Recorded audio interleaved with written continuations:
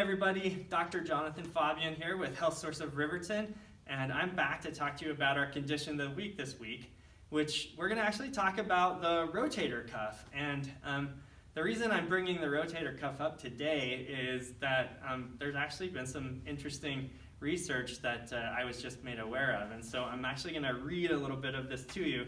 So what they did in this study is they actually had 525 people who were residents of a certain village, and they actually checked, they came for an annual health check, and they actually checked everybody with an ultrasound machine to see if they had rotator cuff tear, and they categorized everybody into different categories based on posture. So the postures that they had were either normal posture, so they were pretty upright. The next one was what they classified as kyphotic lordotic, so it'd be somebody who had a big curve here and a big curve in the low back, so kind of too much curve in both places.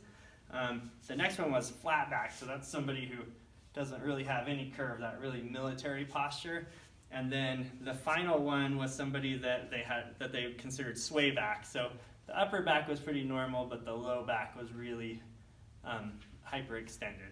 And so what they did is they looked at these people to see who had what percentage of rotator cuff tears. And it was really interesting because the people who they considered to be ideal or normal posture had less than 3% incidence of rotator cuff tear. The people who had the kyphotic lordotic posture, 65, almost 66% there. Flat back posture was 54%, and 48, almost 49% of the sway back posture had rotator cuff tear.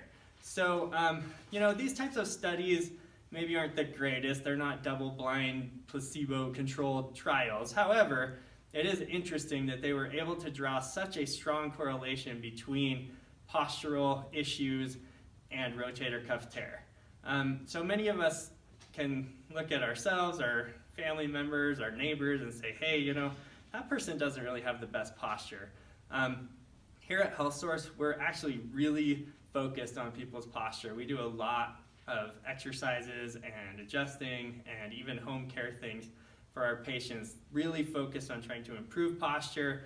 If you've got that hyperkyphosis, that big hump in the back, we try to get that coming back. Also making sure that the lumbar spine is flattened out appropriately, but not too flat. So I guess what I would say in relationship to this is if you have posture issues, you are being set up for problems, whether it be rotator cuff or low back problems, neck problems, headaches, all of these things. So if you or someone you love, you can tell that their posture isn't very good, please get them in. We'd love to check them out and see what we can do to help them out. Thanks, you guys. Have a great week.